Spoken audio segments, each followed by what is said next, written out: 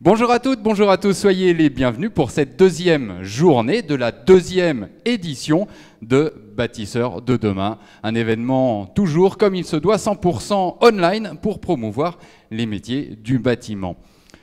Comme d'habitude, c'est la formule. Nous introduisons l'émission avec Sylvie Redondo. Bonjour Sylvie. Bonjour à tous. Qui est toujours déléguée régionale 44 des Compagnons du Tour de France. Oui, aux dernières nouvelles.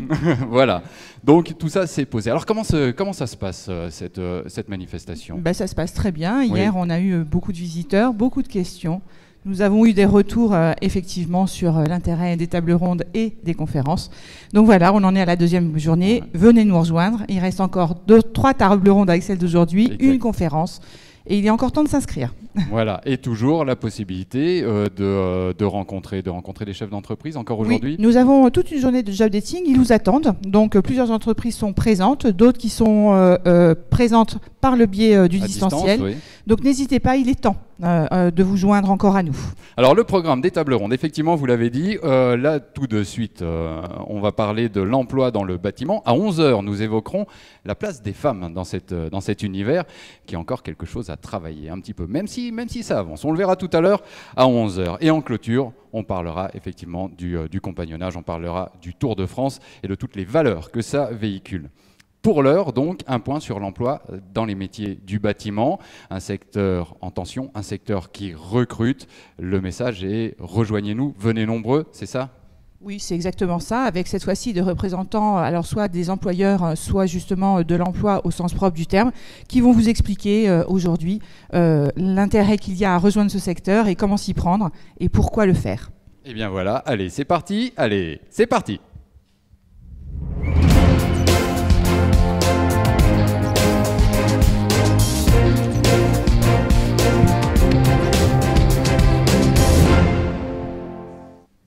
Donc l'emploi dans le bâtiment avec des invités de prestige comme à chacune des tables rondes que nous avons pu tenir sur cet événement.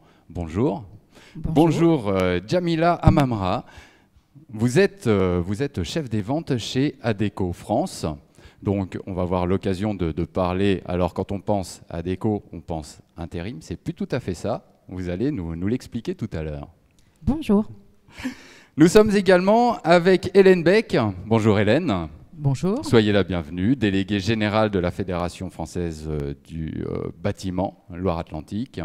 Ensemble, effectivement, on va évoquer quels sont les indicateurs du secteur, comment est la situation, justement, quelles sont les opportunités, les difficultés et comment y remédier.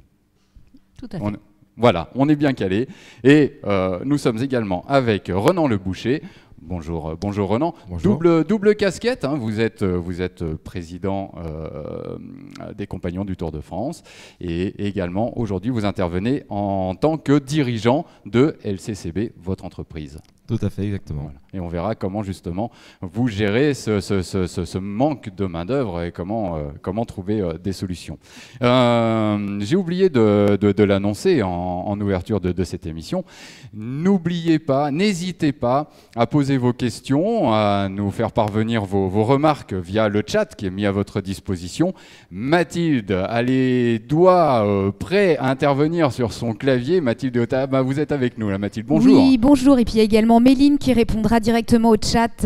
Donc vous pouvez poser toutes vos questions. Voilà, et s'il y a des questions qui peuvent interpeller nos invités, vous nous les transmettrez et on tâchera d'y répondre, bien évidemment. Avec plaisir. Tout est posé ? Bon, alors on y va. Donc on va commencer avec le panorama de l'emploi dans les métiers du bâtiment. Quel impact pour les entreprises ? Jingle.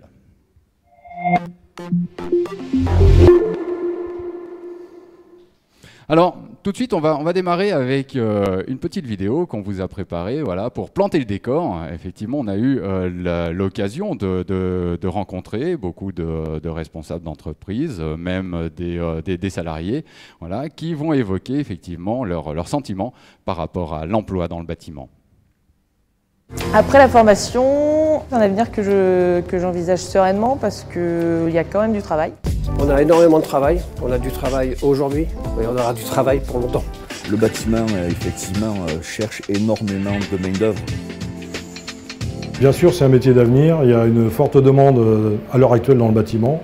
parce que le bâtiment en a besoin partout, que ce soit dans la maison individuelle, que ce soit dans les tertiaires. Aujourd'hui, on est sur les métiers bois qui embauchent, on est sur des métiers qui emploient sans aucun problème, on est quand même sur de la demande, on est en pénurie de main-d'œuvre. Donc aujourd'hui, quelqu'un qui se forme au métier bois, quel qu'il soit, trouvera du travail demain matin, il n'y a aucun souci là-dessus. Voilà, Renan, réaction. Voilà, on termine avec vous, on enchaîne sur vous. C'est vrai que voilà, il y a un franc besoin de main d'œuvre dans tous les métiers du bâtiment. Tout à fait. On est aussi sur des métiers que l'on ne peut pas faire en télétravail, hein, bien sûr. Tout ce qui est métier manuel, là, ça fait partie des métiers où on a besoin d'être présent sur les chantiers pour que ça puisse avancer. On est sur des métiers de connaissance, des métiers où peut-être le compagnonnage vient aussi en rapport avec ces métiers-là, parce que c'est des métiers qui s'apprennent avec d'autres connaissances que les pairs peuvent apporter aux plus jeunes. Oui. C'est très important de le souligner là-dessus. Donc l'apprentissage est très important pour avoir ces métiers-là. Des métiers 2.0, parce qu'on est aussi sur des métiers qui embauchent via le numérique, via les CAO, DAO, tout ce qui est construction assistée par ordinateur. Donc on a besoin aussi de se former aux nouvelles technologies pour avoir ces métiers-là. C'est des métiers du coup qui doivent attirer les plus jeunes dessus, parce que on n'est plus juste avec le marteau, sacoche et la pointe, quoi. Exactement, donc mais oui, c'est ça, on ne peut pas faire une charpente en télétravail. Et puis ajoutons à cela aussi qu'il y a tous les métiers d'encadrement aussi qui peuvent intéresser les personnes qui nous suivent. Hélène Beck, hein, une réaction par rapport à cette situation de manque de main-d'œuvre dans le bâtiment? Alors effectivement, je peux que la confirmer. La Fédération du bâtiment Loire-Atlantique, c'est 500 employeurs. Et la situation, elle est partagée par tous les employeurs que nous rencontrons qui sont en recherche de main-d'œuvre. La conséquence aujourd'hui, c'est que ce manque de main-d'œuvre freine leur activité. Hein, tout simplement, ça freine leur activité, ça empêche le développement, ça empêche de répondre à la demande de logement. Et par rapport aux besoins de main-d'œuvre, ce qui est important de noter, c'est que c'est un besoin durable. Les études que nous sommes en train de faire montrent que si on se projette à l'horizon 2030, on constate qu'on aura toujours besoin de salariés dans le bâtiment. Donc un jeune ou un salarié qui s'investit dans le bâtiment peut y faire carrière pendant longtemps. On va revenir plus amplement sur cette étude, effectivement, ce point de situation. Mais avant, Djamila, effectivement, en tant qu'agence d'emploi qui a Déco, vous remarquez ça aussi, ce besoin d'aller attirer les jeunes talents, quoi? Alors aujourd'hui, chez Adéco, il faut aussi savoir que nous sommes sur le BTP, donc Senes Construction pèse aujourd'hui 21% du marché global de l'intérim. Donc effectivement, nous ne faisons plus uniquement de l'intérim, mais depuis 2005, nous sommes des agences d'emploi.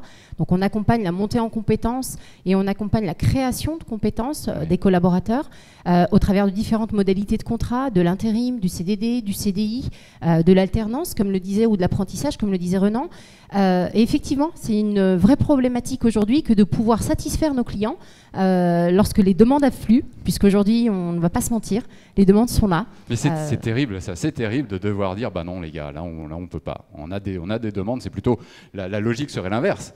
D'avoir la force de proposition et d'aller chercher les marchés. Là, c'est plutôt c'est les marchés qui viennent à vous. Exactement. Et la difficulté pour y répondre. Je reviens vers vous, Hélène Beck, justement, sur cette étude de la Fédération du bâtiment sur ce secteur.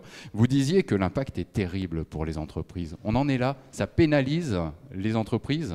C'est plus juste un besoin, voilà, ça ne serait pas pour être plus confort, c'est vraiment pénalisant. Ah bah tout à fait, effectivement. Donc, pour illustrer quelques types de situations, des entreprises qui sont en manque de main-d'œuvre ne répondent pas à la demande de clients, la demande de logement, la demande de rénovation. Enfin, ce sont des sujets qui font pleinement partie du plan de relance, notamment. Donc, il y a des réels besoins et aujourd'hui, les entreprises ne sont pas en capacité de produire tous les chantiers, toutes les demandes de chantier dont elles auraient besoin. Et pour les chantiers, pour les marchés qu'elles ont conclus, parfois ça peut même les amener à être victime, j'ai envie de dire, de pénalités, parce que le donneur d'ordre qui attend, qui exige des délais, l'entreprise, elle n'est pas en capacité parce qu'elle ne peut pas mettre en face plutôt les équipes qui... Pas en capacité. Donc c'est quelque part la double peine aussi pour les entreprises qui ont conclu des marchés et qui sont, parce qu'il y a des aléas toujours dans le marché du travail, ne sont pas en capacité de mettre en face les équipes. Quelle mauvaise image ça transmet, voilà, à l'ensemble des métiers du bâtiment, effectivement, voilà, de plus être en capacité de répondre, de respecter les délais. Déjà qu'il y a une petite communication, un besoin de communication à faire là-dessus, ça c'est terrible, Renan Le Boucher. Aujourd'hui, encore plus avec les pénuries de matériaux que l'on peut rencontrer. Aujourd'hui, on a réussi enfin à trouver les clients, on a enfin réussi à avoir donc le marché. On a à peu près comme le personnel, au moins on essaie de le former et de les compétences sur les chantiers. Et aujourd'hui, on est encore freiné par la pénurie de matériaux qu'on présente aujourd'hui sur au moins les 6 mois prochains, c'est ce qui est annoncé. Donc on sait qu'on va encore un peu perdre du temps sur les chantiers, donc encore avoir un petit peu de perte de temps vis-à-vis de nos clients. Donc c'est encore moins bon en com. Donc effectivement, si plus de main-d'œuvre était présente, si plus voilà dans c'est exactement ça, ça pourrait pallier un petit peu à voilà. essayer de manquer de matériaux. Donc on essaie d'avoir un petit peu plus de temps pour le client, essayer d'avancer un petit peu plus et pallier à ce manque un petit peu de communication et de retard qu'on peut avoir. Sachant qu'aujourd'hui la relation client est primordiale. Hélène Beck, voilà, on a une diapositive, voilà, avec quelques chiffres qu'on peut peut-être commenter. Voilà, le bâtiment dans l'économie, alors c'est tout petit, il y a plus, alors je vais vous, oui l'écran est loin, il y a plus d'1 500 000 actifs dans le bâtiment. C'est un secteur, je dirais pourtant, malgré tout ce qu'on évoque, très important.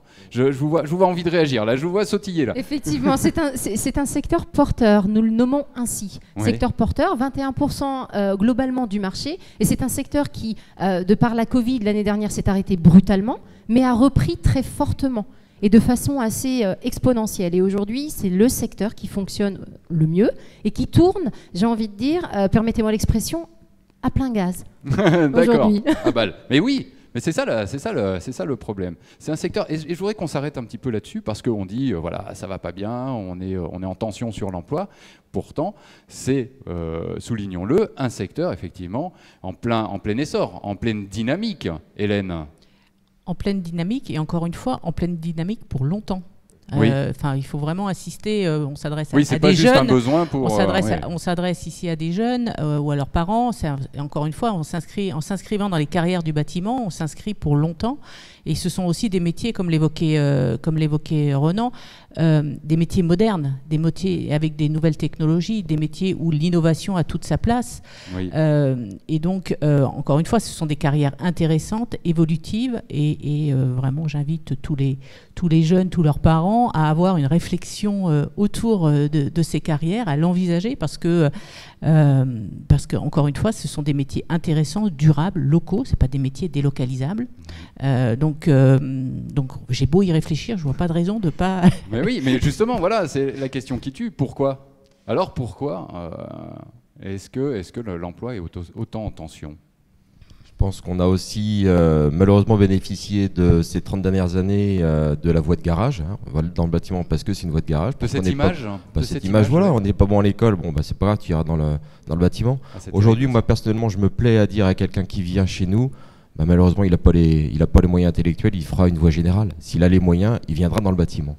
Oui, voilà. Inversons la tendance et valorisons effectivement les personnes qui prennent cette voie, qui est une voie d'excellence, vu que voilà, c'est un indicateur économique très fort en France, le secteur du bâtiment. Alors, je voudrais que maintenant, effectivement, on parle globalement de l'intérim, mais plus précisément d'Adecco comme agence d'emploi. Juste avant, jingle.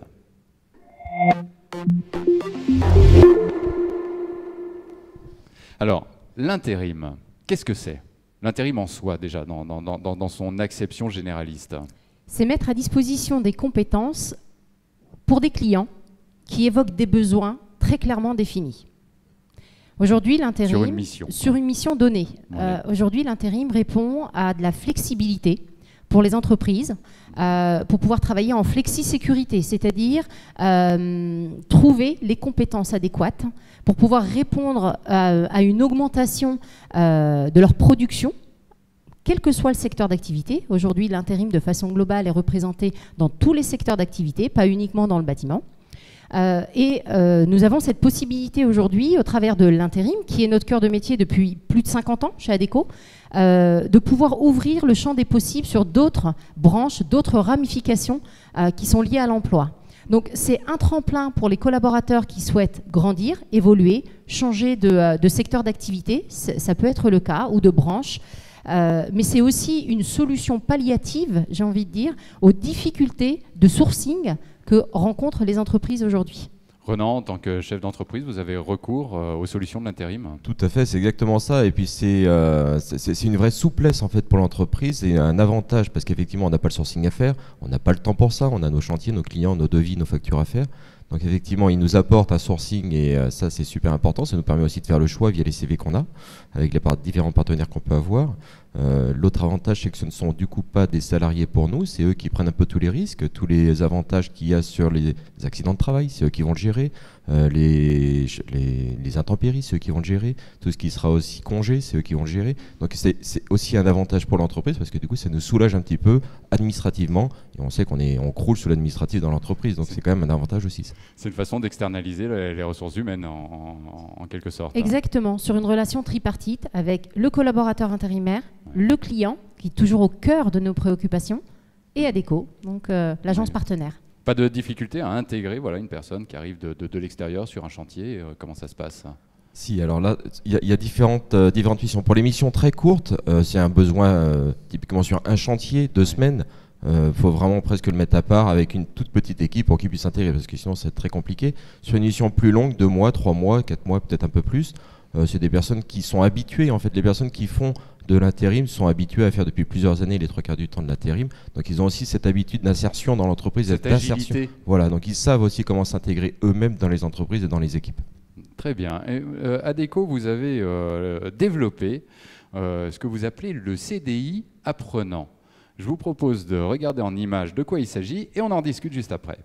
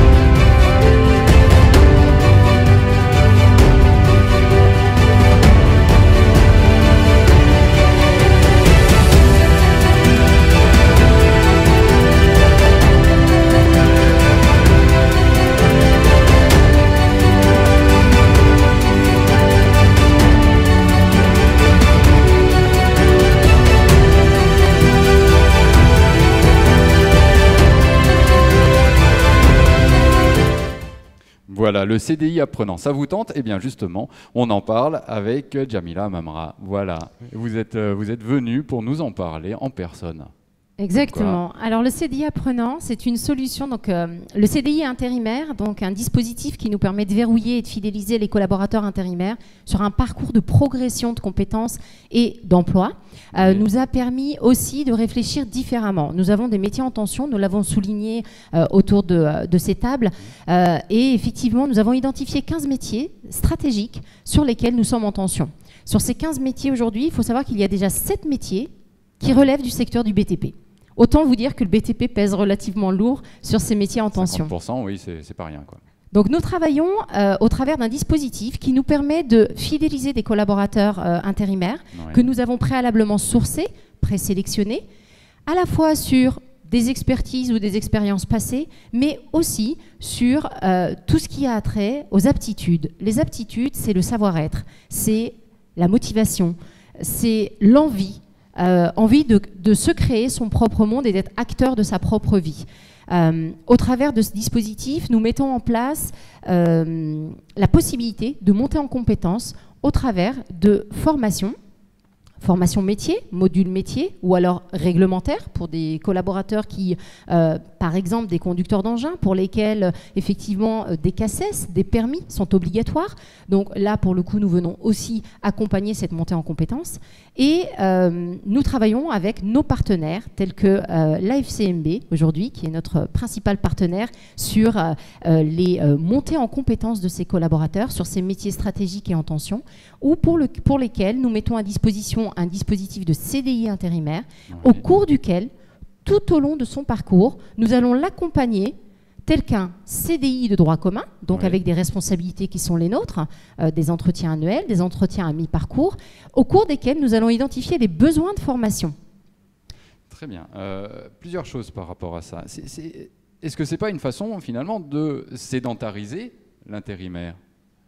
Alors non, parce que justement, au travers de ce dispositif, il a la possibilité de choisir les différents métiers et les différentes stratégies et orientations qu'il veut donner à sa carrière.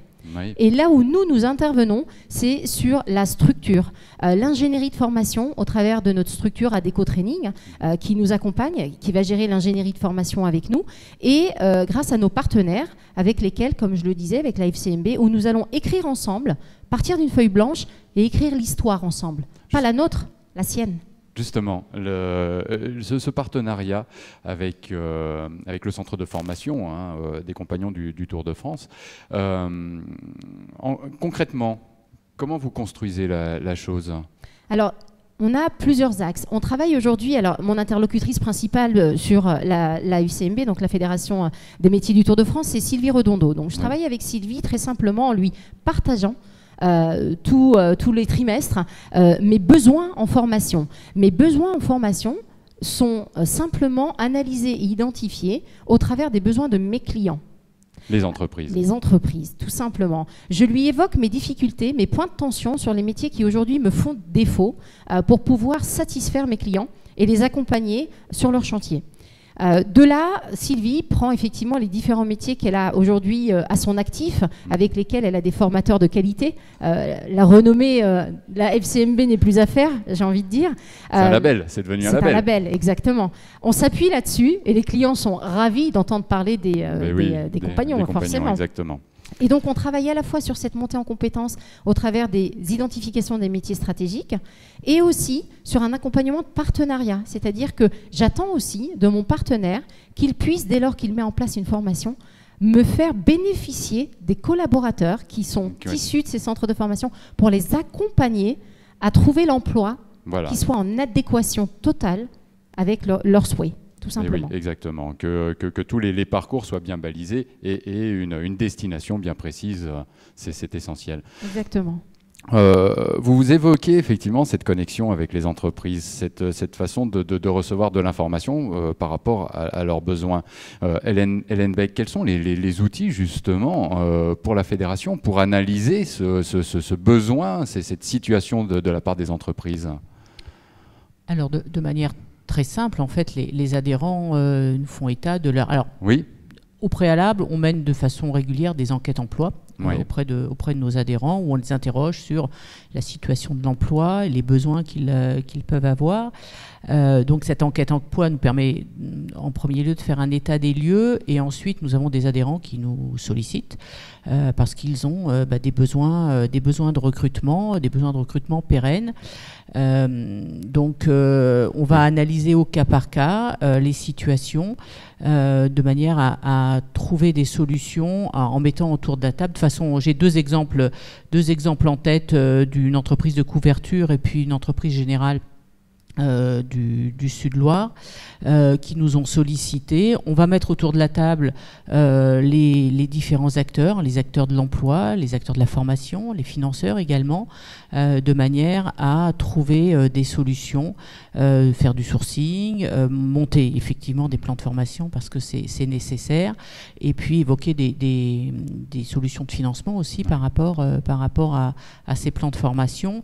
Donc il n'y a pas de recette miracle, hein, ça n'existe pas, faut quand même être très clair, mais on est en capacité par nos réseaux, nos carnets d'adresses, de mettre autour de la table, par rapport à un besoin spécifique d'un adhérent, les acteurs qui vont lui permettre d'avancer et de résoudre...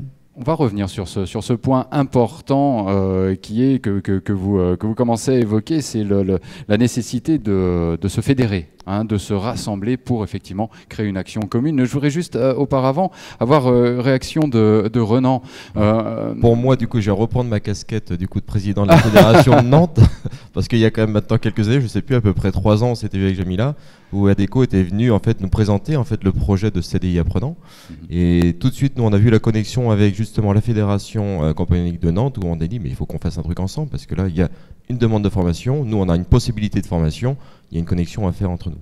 Donc effectivement, il y a un petit moment, on a réussi avec justement Sylvie et ADECO à réussir à se dire on peut monter du projet de formation ensemble. Voilà, exactement.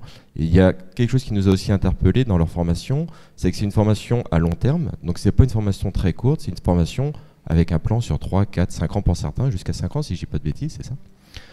Donc effectivement, là on ressent, et puis les personnes peuvent encore bouger. Donc effectivement, nous aussi on a vu des possibilités avec des itinérants que l'on a sur le Tour de France, peut-être de mettre aussi en CDI apprenant, parce qu'effectivement nous on a des jeunes qui bougent sur tout le Tour de France, qui sont certaines fois dans les entreprises en intérim, et on s'est dit si avec ADECO on peut faire quelque chose, il y a justement des jeunes qu'on peut continuer à mettre en apprentissage pour 3, 4, 5 ans, le temps de leur Tour de France. Du coup il y a un partenariat qui peut se faire avec ADECO là-dessus. Très bien. Donc on a vu un secteur d'excellence, porteur, dynamique, des solutions d'apprentissage, de formation qui sont existantes. Je dirais, il n'y a plus qu'à. Hein. Il n'y a plus qu'à. Vous entendez, vous qui nous suivez, voilà, il n'y a plus qu'à franchir le pas. Et oui, voilà, je voulais vous interroger sur ce qu'évoquait Jamila à propos du savoir-être. Aujourd'hui, c'est devenu quelque chose d'éminemment important, au point que l'acquisition de la technique passe presque au second plan. Alors je serais pas si extrémiste que ça non plus. J'ai dit presque, parce qu'effectivement, la technique s'apprend. Oui, alors faut pas oublier qu'on est, comme je le disais tout à l'heure, on est sur des métiers de compagnonnage, on est des métiers d'apprenants, mais qui s'apprennent aussi par le savoir-être, le savoir-faire, le savoir se positionner dans une entreprise. Un jeune ne peut pas répondre comme un compagnon peut répondre à un architecte. Il faut chacun garde sa place. La hiérarchie dans une entreprise est très importante, mais pas parce qu'il y en a un qui est plus fort que l'autre. C'est juste qu'il y a une place à trouver chacun dans son entreprise. Donc effectivement, quand un apprenant arrive, il peut pas prendre les rênes tout de suite d'une équipe, et le chef d'équipe doit savoir aussi répondre à l'apprenant en le prenant pas de haut. Il faut que ça soit dans les deux sens. Exactement, ça va dans les deux sens. Je vois Mathilde qui me fait des coucous depuis le chat. Ça va Mathilde, oui, ça bouge bien du côté des internautes. Écoutez, nous sommes samedi matin, donc ça sent un petit peu. Il y a une question de Jeanne qui nous dit, face à ce manque de main d'œuvre, est-ce que toutes les entreprises sont prêtes à accueillir des alternants? Le mot est lâché, l'alternance. Est-ce qu'on peut évoquer personnellement là-dessus, oui, ça me fait bien rebondir, parce que l'alternance pour moi est le mot-clé pour le jeune aujourd'hui. Si on prend un système de formation où le jeune sur 2 ans complets en CFA ne fait que 6 semaines de stage, je trouve ça trop peu. Pour moi, on est sur des métiers effectivement qui s'apprennent dans un atelier avec un formateur, c'est normal, il est là pour ça. Mais on est surtout sur des métiers de connaissance, de savoir-faire, qu'on retranscrit uniquement par le fait de l'avoir vu sur les chantiers, le fait de comprendre ce que c'est qu'un chantier, l'appréhension du chantier. quel que soit le métier. Hein. C'est vraiment tous les métiers du bâtiment et d'autres métiers d'ailleurs en dehors du bâtiment qui seront comme ça aussi. Oui. Donc effectivement, l'alternance est très très important pour que les jeunes puissent avoir la connaissance et l'interprétation du métier au sens large du métier et pas forcément que sur une feuille de papier. Donc oui, l'alternance est très très important. Oui, Hélène Beck. Et pour compléter la réponse, d'une façon générale, oui, les entreprises sont prêtes à jouer le jeu de l'alternance dans le bâtiment. Preuve en est le taux de remplissage de nos centres de formation des apprentis qui est vraiment excellent. Et aujourd'hui, on est plus dans la situation d'entreprises qui recherchent des alternants que d'alternants qui recherchent des entreprises dans le monde du bâtiment. Donc le besoin, il est du côté des entreprises. Donc oui, les entreprises, elles sont prêtes à jouer le jeu. Il faut pousser la porte. Il faut venir. Voilà, Jamila, une réaction par rapport à l'alternance?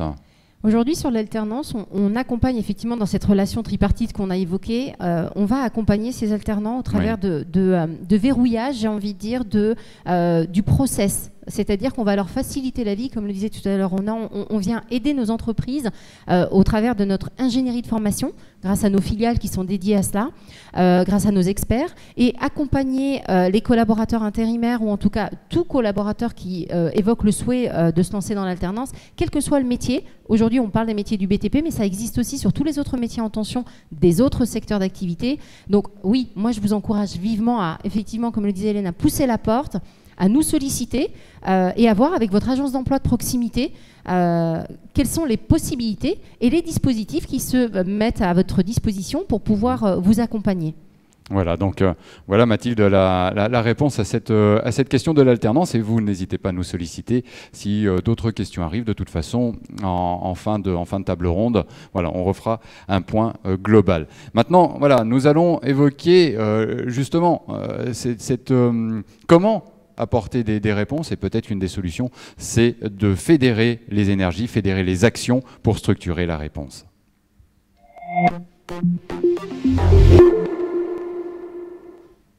Alors, Renan Le Boucher, comment est-ce que vous compensez ce manque de main-d'œuvre? Quelles sont les solutions auxquelles vous avez recours? Alors, le manque de main-d'œuvre se compense déjà par une bonne utilisation de la main-d'œuvre qu'on a déjà. Une optimisation déjà de la ressource présente. Alors, il ne faut pas leur demander d'aller plus vite, de travailler 2 fois plus, ça ne fonctionne pas. Ça ne fonctionne qu'un temps. Donc, c'est l'optimisation déjà des matériels techniques avant l'humain et autour de l'humain. Donc, ça, c'est très important dans l'entreprise de fédérer ça.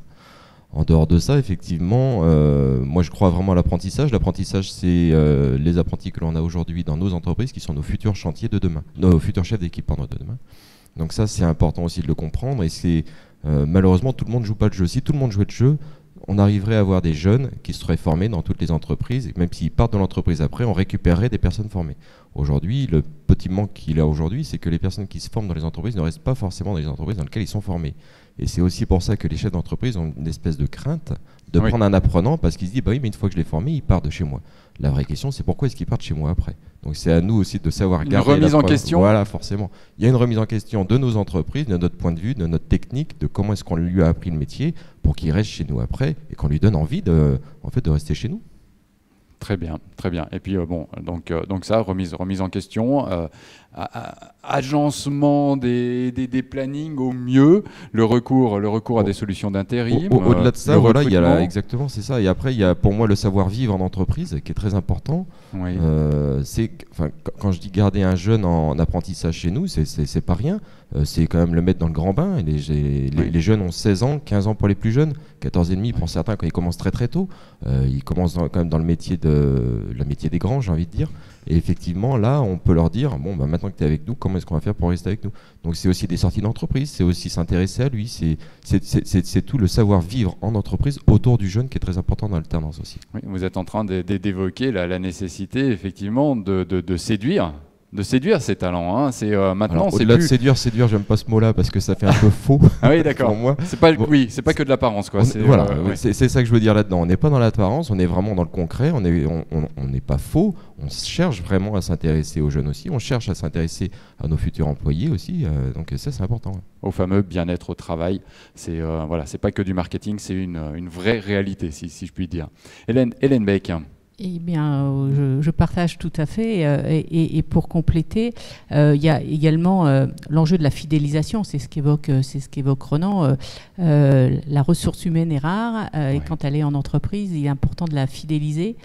Un sujet sur lequel on travaille à la fédération, c'est sur le sujet de la RSE, Oui. la responsabilité sociétale de l'entreprise, qui vise à, alors un terme un peu marketing, mais qui est important, à améliorer la marque employeur. On parlait tout à l'heure de l'attractivité et de l'image dans le bâtiment. Il y a un sujet quand même qui explique en partie le manque d'attractivité. Et donc, qu'est-ce qu'une entreprise du bâtiment? Est-ce qu'il fait bon vivre dans une entreprise du bâtiment? Comment évolue le salarié dans l'entreprise de bâtiment? Donc, on est en train de mener une expérimentation avec une quinzaine d'entreprises du vignoble nantais, qui ont intégré un programme de RSE avec une consultante qui fait l'état des lieux dans chaque entreprise et dans chaque entreprise va mettre en action, en place des actions. Mais ce qui est intéressant aussi dans ce dispositif, c'est qu'il y a un côté collectif. Hein, vous évoquiez le fait de fédérer. Ces 15 entreprises partagent les constats, les solutions, et c'est vraiment un travail très très riche qu'on est en train de mener. Et c'est un vrai sujet, la marque employeur, est-ce qu'il fait bon vivre dans une entreprise du bâtiment? Est-ce qu'on a envie de s'inscrire dans la durée quand on est jeune, et puis moins également, hein, puisque les carrières sont de plus en plus longues, et c'est un vrai sujet. Alors, bon, faut pas se le cacher, les métiers du bâtiment sont... Alors là, je vais... parce que Renan va me taper, là, hein, je mesure mes mots. Ce sont des métiers où parfois on est en extérieur, et il arrive que des fois il pleuve un petit peu en Loire-Atlantique. Ce n'est qu'un exemple. Faut être très clair qu'on est quand même sur des métiers de passion. Quelqu'un qui n'est pas passionné par son métier s'en ira et fera un autre métier. On est quand même sur des métiers durs, rudes pour certains. Je pense aux métiers d'extérieur, couvreurs, charpentiers, pour les premiers, les maçons, les tailleurs de pierre, évidemment, des charges lourdes. De moins en moins, on est quand même aidé avec certaines particularités des exosquelettes qu'on a vu hier en exemple.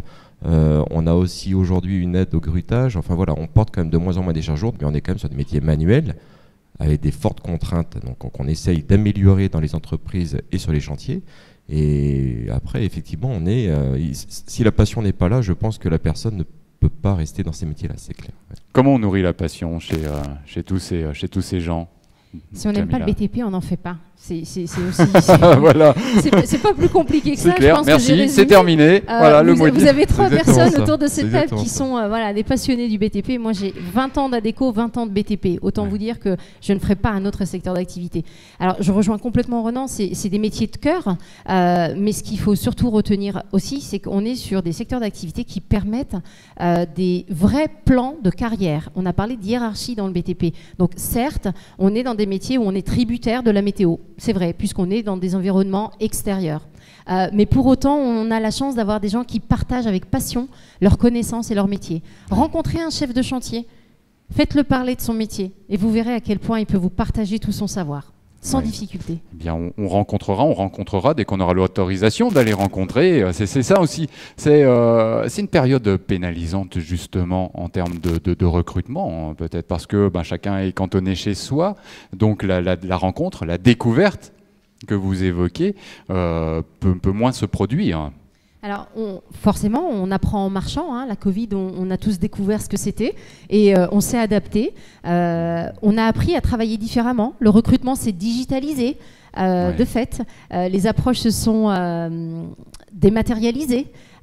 Pour autant, la rencontre avec nos clients perdure. Le téléphone est toujours là, la visioconférence, certaines visites de chantier autorisées par l'OPP-BTP nous permettent aussi de garder ce lien et ce contact.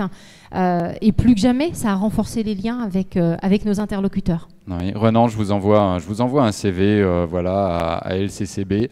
Vous le prenez en compte comment ça se passe? Vous avez demandé à me rencontrer? Effectivement, même si on a quand même beaucoup de demandes et beaucoup de CV, pour donner peut-être un chiffre, pour une petite PME comme moi, on est une quinzaine dans l'entreprise.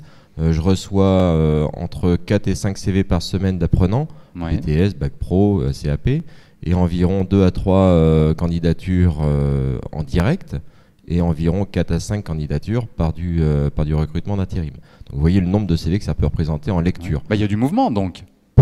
Voilà, pour autant, on va lire tous les CV. Il y en a qui ne sont pas du tout adaptés à l'entreprise que je suis. C'est quelqu'un qui cherche une direction de chantier avec 15 personnes en dessous. Je sais, donc c'est moi, donc ça ne marche pas, tout simplement. Donc il n'est pas là pour me remplacer. Donc effectivement, voilà, on va quand même lire tous les CV. Et les CV qui sont les plus accrochants, c'est vraiment celui où on sent à travers un CV, c'est très compliqué comme exercice, mais c'est à travers le CV, on va sentir la motivation du jeune. On va voir si effectivement dans son CV, il est effectivement bénévole sur pas mal d'actions. On va sentir le mouvement. On va essayer de comprendre, effectivement, ayant qu'il est déjà allé faire les maraîchers, il a fait le super machin.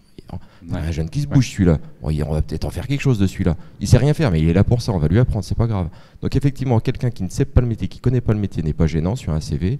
Par contre, on sent à travers un CV, lorsqu'il est même écrit manuscrit ou pas, mais on sent la personne à travers un CV quand même. On arrive à interpréter un CV à la force d'en lire comme peu. Oui, peut-être pour rassurer ceux qui nous suivent, voilà, vous n'attendez pas des romans, mais bien des contacts et sentir des personnes motivées. On voit tout dans les CV. Oui, c'est vrai. Non, vraiment, mais effectivement, après, les 3/4 des personnes que j'ai aujourd'hui dans mon entreprise, ce sont quasiment des candidatures spontanées, des personnes qui se pointent le matin, bonjour, je suis un tel, est-ce que vous m'embauchez? Déjà, il a fait l'effort de venir. Sans rendez-vous, les 3/4, c'est un peu osé parce qu'on n'est pas forcément là présent pour lui. Et l'accroche, elle se fait. Alors là, effectivement, le Covid ne nous aide pas parce que le contact est très important dans nos métiers et ce contact-là fait aussi l'embauche de temps en temps. Donc il y a le CV et le contact. C'est très important d'avoir les deux. Jamila, puis ensuite Hélène, justement, pour identifier des circuits de recrutement et des actions de fédération. Jamila. Ce que je voulais dire pour compléter ce que disait Ronan, c'est qu'on va aussi procéder à des recrutements par aptitude. C'est-à-dire que dès lors que nous, les collaborateurs des agences ADECO, avons des échanges avec ces postulants, donc quel que soit le format, téléphone, visio, peu importe, on va surtout établir tout de suite un lien pour identifier ce qu'on appelle un potentiel, potentiel évolutif pour pouvoir y joindre de la formation, avec la FCMB notamment, ou identifier peut-être un potentiel aussi pour pouvoir l'amener à devenir acteur véritablement de son parcours dans l'entreprise où on va l'adresser. Donc au-delà du CV, on va surtout partager, c'est ce que l'on fait quand on envoie des candidatures par exemple à Renan, c'est commenter le CV, parce que le CV peut vouloir tout dire et rien dire, mais c'est quel est notre ressenti, quels sont les avis qu'on a voulu et sur quoi on a voulu accentuer, poser le curseur sur des éléments très factuels. On connaît nos clients. Et dès lors qu'on connaît nos clients, on a la capacité de cibler si telle aptitude, tel comportement vont correspondre aux attentes de l'entreprise utilisatrice. C'est de l'accompagnement, ce que vous évoquez, c'est de l'accompagnement pour amener la personne vers soit un besoin de formation, soit une entreprise qui peut avoir certains besoins. Exactement. Je me tourne vers Mathilde, là, qui me fait des grands signes. Oui, justement, il y a Michel qui rebondit sur ce que vous êtes en train de dire, qui pose la question, comme par exemple sur le métier de la maçonnerie ou de la charpente, est-ce qu'il y a un plan de montée en compétences, de progression professionnelle tout au long de la vie? Alors oui, forcément. Alors aujourd'hui, pour vous donner un ordre d'idée, je prends des manœuvres ou des personnes qui sont éloignées du milieu du BTP, mais qui ont envie de se lancer dans ce secteur d'activité. On a aussi la possibilité de les faire monter en compétences sur le métier d'aide-maçon ou d'aide-coffreur. Et tout au long de sa carrière, nous allons l'accompagner et au travers de ce fameux CDI apprenant, avec un financement que nous pouvons justement poser sur la table pour accompagner, parce qu'on n'en a pas parlé, mais ça coûte aussi des sous, on va se le dire. Donc ADECO accompagne cette montée en compétences financièrement et stratégiquement avec ses collaborateurs. Donc oui, un aide-maçon qui effectivement évolue sur le poste de maçon peut très bien s'améliorer en lecture de plan, évoluer sur son niveau de qualification, d'un N2 passer à un N3. Et puis si à un moment donné on a senti sur le chantier que c'était un collaborateur qui était en mesure d'encadrer des équipes, on va l'accompagner vers ce poste de chef d'équipe qui effectivement va lui permettre de prendre une certaine aura sur le chantier. Donc oui, l'accompagnement et la montée en compétences s'opèrent tout au long du parcours des collaborateurs. Oui, Renan. Je rebondirai juste sur autre chose, c'est qu'effectivement, ça c'est important de le souligner, pour moi, pour autant, tout le monde n'a pas envie de monter en compétences. Donc il faut faire attention à ça, de ne pas faire monter en compétences quelqu'un qui n'a pas envie de monter en compétences. Oui. Il y a des gens qui ont leur place dans l'entreprise et qui sont très bien comme ça, qui le soir ont envie de déconnecter 100% de l'entreprise sans avoir les soucis que peut avoir un chef de chantier typiquement. Oui. Donc ça c'est important aussi de comprendre la place que veut l'employé dans l'entreprise pour pas forcément faire monter en compétence quelqu'un qui ne le veut pas. Oui. C'est important aussi. Et donc voilà, ceux qui veulent rester là où ils sont peuvent le faire, ceux qui souhaitent monter en puissance ou changer finalement peut-être d'orientation. C'est aussi tout à fait possible. Il y a beaucoup de souplesse en réponse voilà, à votre question, Mathilde. Hélène Beck, justement, est-ce qu'il y a des chemins identifiés pour se manifester? Je suis un jeune qui veut entrer dans ces métiers du bâtiment. Je me demande un petit peu vers où je dois me diriger. Est-ce que je vais directement vers les centres de formation? Est-ce qu'il y a des organismes qui peuvent m'orienter, me prendre en charge pour me donner la direction à suivre? Voilà, je suis tout seul face à mon ordinateur et je suis un peu perdu. Alors déjà, si vous êtes face à votre ordinateur, c'est que je suis équipé. C'est déjà un bon plan, un bon point plutôt. Alors, il n'y a pas une réponse unique évidemment à votre question. Il y a une grande richesse de solutions. Effectivement, les manifestations comme celle d'aujourd'hui répondent à ces besoins-là, à cette curiosité que les jeunes et leurs parents peuvent avoir par rapport aux formations. Des manifestations dans les établissements scolaires également. Au niveau des collèges, la découverte des métiers sont également des opportunités, des moments qui permettent aux jeunes de découvrir les métiers. Alors au niveau de la fédération, on a une manifestation qui est assez emblématique. C'est j'en perds le mot. Au mois d'octobre, c'est les chantiers. On reviendra dessus. De quoi en fait, où on invite les collèges au mois d'octobre. Alors évidemment, avec la période Covid, c'est un peu compliqué, mais ceci dit, on avait fait une formule live l'année dernière où on invite les classes à venir visiter des chantiers. Alors, les adhérents de la fédération mettent à disposition des chantiers, ouvrent des chantiers pour que des classes de collège viennent les visiter. Les centres de formation ouvrent également leurs portes à ces occasions-là, et c'est également l'occasion d'accueillir des classes avec leurs professeurs pour faire découvrir les métiers du bâtiment. Enfin, il y a vraiment, je pense, un besoin de curiosité dès le plus jeune âge pour envisager dans un parcours, dans un choix de vie, une carrière du bâtiment. Donc là, vous partez bien en amont, effectivement, faire découvrir aux plus jeunes ce que sont les métiers du bâtiment, ce qu'ils sont aujourd'hui, ce qu'ils peuvent être demain, parce qu'effectivement, on parle de beaucoup d'évolution vers l'éco-construction, de mutation des métiers du BTP. C'est ce qu'on opère actuellement. Ils sont en pleine mutation, c'est ce que vous dites? Oui. Les métiers changent, Renan l'a dit. Moi, je vois surtout mon apprentissage, il y a à peu près 22 ans de ça, c'est pas hier, et quand je vois l'apprentissage d'aujourd'hui, c'est clairement pas le même. Donc effectivement, oui, on est sur des métiers en pleine mutation, clairement, et après, c'est à nous de les intéresser là-dessus. C'est quoi ces secteurs liés à la transition énergétique, à la rénovation énergétique des bâtiments? On en entend beaucoup parler. Qu'est-ce qu'il y a concrètement là derrière? Ça vous inspire, hein, Jamila? Aujourd'hui, nous, on accompagne sur les énergies nouvelles, beaucoup. On a des nouvelles demandes qui s'opèrent par des clients qui sont déjà existants chez nous, mais qui ont décidé de partir sur des nouvelles branches, j'ai envie de dire, de leur activité. Ça a été aussi nouveau pour nous, on ne va pas se mentir.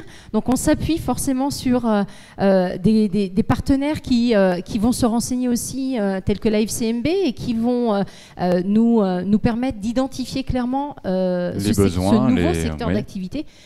Et à quel métier on se réfère aussi. Et de là, on a cette possibilité de pouvoir le proposer à tout collaborateur qui aurait cette sensibilité, j'ai envie de dire, vers ces fameuses énergies nouvelles. Oui, Hélène Beck.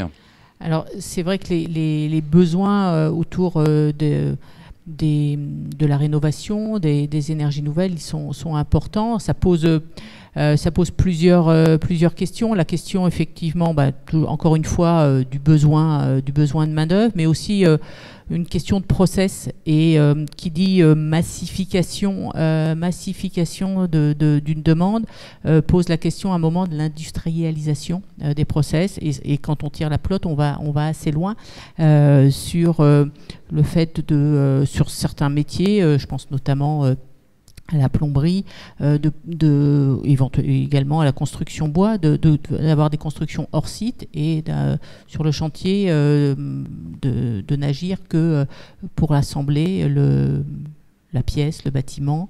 Et donc c'est aussi des mutations dans le bâtiment. quelque part une industrialisation. Et donc, c'est pour partie une réponse à ces besoins de massification. Enfin, une partie de la réponse sera dans l'industrialisation et donc dans l'évolution de la structure des entreprises. On parle de l'évolution des métiers et pour exemple, là je l'ai découvert dans l'entreprise de Renan. Moi je m'attendais à voir des scies, des marteaux. Alors il y en a, mais il y a aussi des espèces de machines pilotées par un ordinateur. C'est voilà, moi j'étais dans le vaisseau de Star Trek à un moment, quoi. Donc effectivement, les métiers évoluent aussi. Voilà, alors je reste avec vous, Hélène.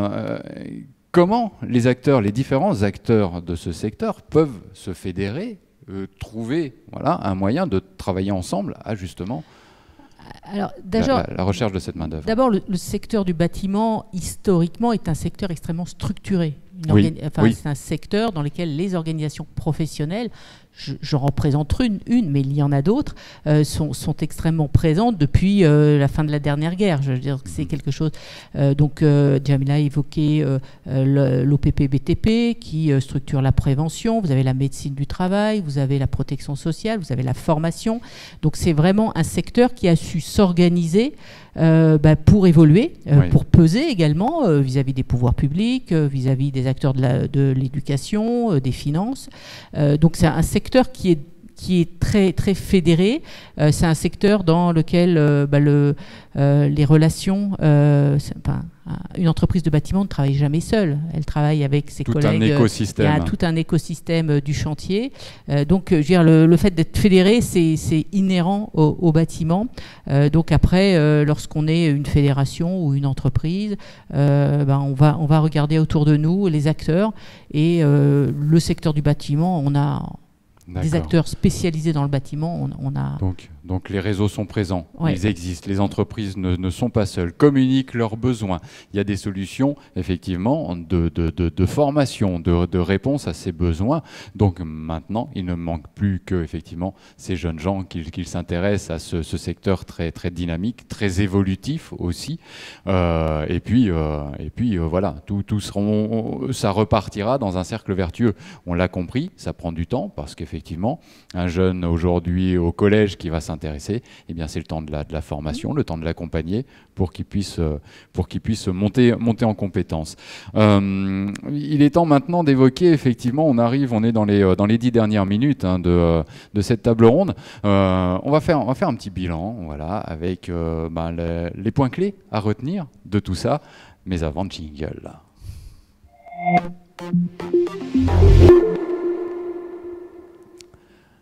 Alors, qui est-ce que je commence à soumettre à la question?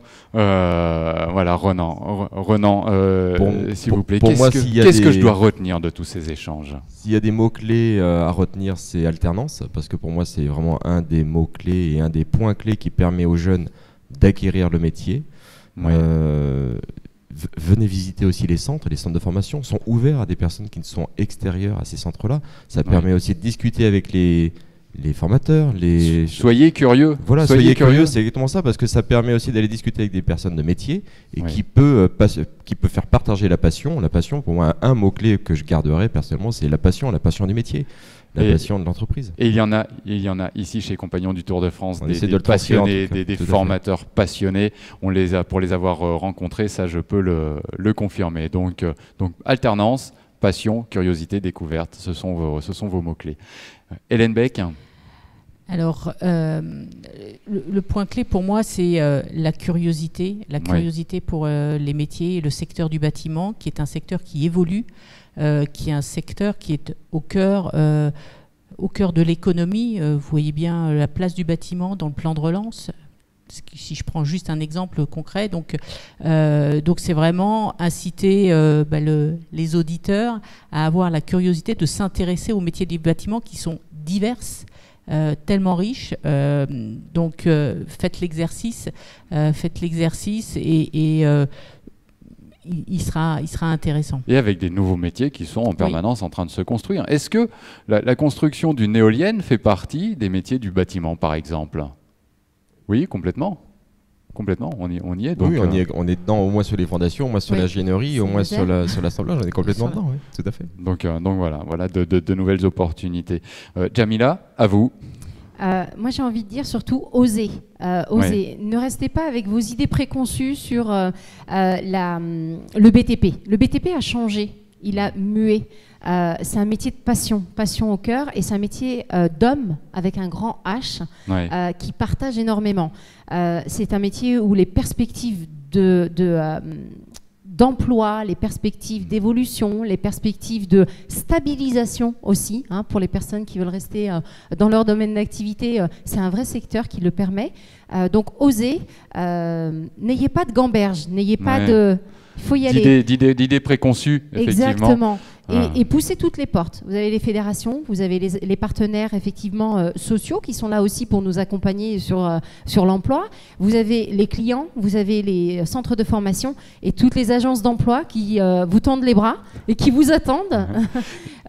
N'hésitez pas. Voilà, c'est un vrai secteur à part entière. Une question me vient à l'esprit. Est-ce qu'on gagne des sous dans le bâtiment ? Parce que, effectivement, moi je veux me lancer, je veux faire carrière là-dedans, mais est-ce que je vais bien gagner ma vie ?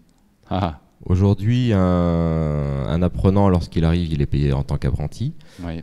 Dès qu'il a un diplôme, il n'est pas au SMIC, il est au-delà du SMIC, il est au N2, généralement un N2. Donc ça veut dire que on va parler en net, on est entre 1004 et 1006 net. Un chef d'équipe peut facilement gagner entre 1008, 1009, 2000 euros net. Et quelqu'un en fin de carrière fait 2002, 2003 net. Donc on est quand même sur des salaires assez important, on n'est pas sur des salaires bas du tout. Donc quelqu'un qui est dans le bâtiment peut largement s'en sortir. Voilà, et on a une réponse très concrète avec des vrais chiffres. Voilà. Et tous les ans, on a la chance d'avoir la Fédération du bâtiment qui réévalue les salaires et qui effectivement nous permet d'avoir des structures pour chaque niveau de qualification. Et c'est ce que nous mettons en avant lorsque nous sourçons des collaborateurs pour le BTP. Oui. Et puis, c'est ce que vous évoquiez aussi avec votre CDI apprenant, finalement. On gagne des sous pendant sa formation aussi. On allie les deux, effectivement. Donc double intérêt. Oui, Renan ? On a juste oublié un tout petit détail, et pour moi il est très important de le souligner, c'est des métiers du bâtiment ouverts aux femmes. Il y a une table ronde qui va être évoquée là-dessus tout à l'heure. Et là, ça fait partie des choses, pour moi, qu'il faut démocratiser beaucoup plus que ce qu'il n'est aujourd'hui. Les femmes qui ont envie de rentrer dans le bâtiment, quel que soit le métier, BTP ou autre, sont les bienvenues et on les accueille avec grands bras ouverts dans les entreprises sans aucun problème. Bien sûr, et je vous encourage à suivre la table ronde à partir de 11h animée par Vincent Lelanne tout à l'heure, qui va justement faire état du statut de la femme dans les métiers du bâtiment. Il y a encore beaucoup d'idées reçues à lever, mais c'est une chose qui avance. Et comme vous le soulignez, voilà, les femmes sont les bienvenues. Ça me fait bizarre de dire ça, quoi. Ça marque encore une faille. Ça fait partie des métiers qui ont été réservés beaucoup aux hommes, mais pas par mentalité uniquement, par habitude plutôt qu'autre chose, parce que c'est des métiers un peu plus rudes que ce qu'il y avait avant. Aujourd'hui, on les simplifie aussi, et c'est aussi des possibilités pour les femmes de rentrer dans ces métiers-là. Oui, Hélène. Juste pour illustrer le propos, la fédération, pour la première fois, la Fédération française du bâtiment de Loire-Atlantique a une femme qui est présidente, donc une femme déléguée générale. Donc, je veux dire que la preuve vivante que le BTP se féminise, y compris dans ses directions d'entreprise. Ben oui, mais regardez rien que sur ce plateau, ça y est, Renan, nous sommes en minorité, vous voyez. Donc comme quoi les choses avancent et c'est tant mieux. Justement maintenant, on va conclure avec, il nous reste 2 minutes pour évoquer les quelques questions qui sont posées sur le chat.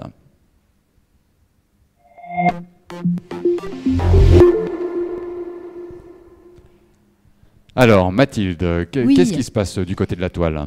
Eh bien, il y a beaucoup de questions, mais surtout des questions par rapport à la reconversion professionnelle. Nicolas, notamment, qui nous interroge sur la multitude des métiers du bâtiment qui existent. Comment est-ce qu'on peut découvrir tout ce qui existe, voilà, le panel des métiers? Comment on peut faire pour découvrir tous ces métiers et qui évoluent? Alors, comment découvrir ce panel de métiers en évolution, Renan ? En venant dans les centres de formation, ça permet à quelqu'un qui est complètement, comme je le disais tout à l'heure, étranger au métier du BTP, qui a envie de faire une reconversion dans les métiers du BTP, de faire un positionnement au sein des centres de formation qui permettra, après évaluation de la personne, de voir son positionnement, quel type de formation il peut avoir, quel niveau il a, et du coup adapter une formation BTP pour lui, pour entrer dans le métier qu'il a envie de choisir. Et on l'a évoqué hier aussi, il est important dans son envie d'être accompagné, de savoir se faire accompagner vers la concrétisation de la chose, parce qu'on a une envie qui est peut-être déconnectée un peu de certaines réalités, donc c'est bien de se faire accompagner, comme vous le dites, pour aller découvrir la réalité d'un métier, la réalité du processus de formation, pour arriver à quelque chose de concret. Vous souhaitez réagir également, Jamila ? Aujourd'hui, on a des dispositifs qui nous le permettent. On n'a pas parlé d'un acteur qui est aussi un acteur de l'emploi, qui est le Pôle emploi, oui. Et qui met à disposition, vous savez, les évaluations au milieu de travail. Et nous, on utilise énormément ce dispositif pour les collaborateurs qui veulent découvrir les métiers du BTP et en adéquation avec nos clients du BTP, de leur proposer en leur disant, voilà, on a une semaine, un collaborateur, 15 jours, qui va vivre pleinement l'environnement du chantier au sein du chantier et de voir si justement cette évaluation au milieu de travail peut être confirmée, infirme ou confirme le souhait du collaborateur. Et ensuite, nous pouvons imaginer tout un process de montée en compétences et de mise à disposition de formation, etc. etc. Donc oui, il y a des solutions pour cette reconversion aussi. Pour la reconversion. Alors, il y a l'écran du fond là, qui nous dit que c'est l'heure de finir la table ronde. On va demander à quelqu'un de venir le rallumer pendant votre réponse, Hélène Beck, sur la question de la reconversion. Oui, j'aurais apporté la même réponse que Jamila. Effectivement, Pôle emploi est un interlocuteur qui apporte des solutions pour toute personne qui souhaite découvrir les métiers du bâtiment. Alors les centres de formation, c'est-à-dire qu'il faut découvrir déjà l'environnement d'une entreprise. Est-ce que ce sont des métiers qui sont susceptibles de convenir à la personne? Et ensuite, je dirais que les modalités du parcours de formation se mettront en place, mais en poussant la porte de Pôle emploi, ou si on est plus jeune, d'une mission locale, on trouvera les personnes trouveront une réponse. De quoi être guidé, effectivement, parce que la reconversion est effectivement... Voilà, c'est le fait de beaucoup de personnes qui sont dans les centres de formation. Mathilde, autre question ? Bien écoutez, Lilou, encore une femme qui se pose la question également de la reconversion professionnelle. Donc je pense que là, vous avez bien répondu. Voilà, exactement. Donc on a fait le tour des questions sur Internet. Je pense que voilà, l'essentiel a été transmis. Secteur en plein dynamisme, qui a encore des besoins. Il y a des propositions d'emploi durables, pérennes, et avec la possibilité d'évoluer ou même de changer de métier en cours de carrière. Voilà, tout est là et il n'y a plus qu'à, j'ai envie de dire. En tout cas, merci d'être venu incarner toutes ces réponses, toutes ces entreprises. Et voilà, nous sommes arrivés au terme de cette table ronde. Je vous encourage à suivre la prochaine à 11h sur, nous l'avions évoqué, la place des femmes dans les métiers du bâtiment. Là, il y a beaucoup à dire. Merci à tous, à tout à l'heure.